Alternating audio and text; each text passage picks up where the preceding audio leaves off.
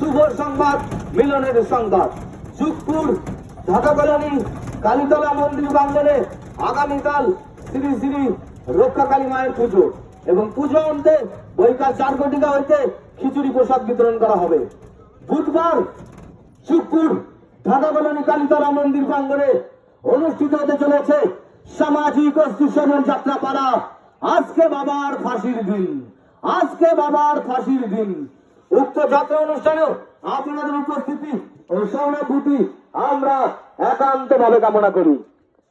বৃহস্পতিবার অর্থাৎ 17 বৈশাখ কালীতলা মঞ্চ প্রাঙ্গণে অনুষ্ঠিত হতে চলেছে এক ঝাঁক বহিরাগত শিল্পীর সমন্বয়ে বাউল সঙ্গীত অনুষ্ঠান।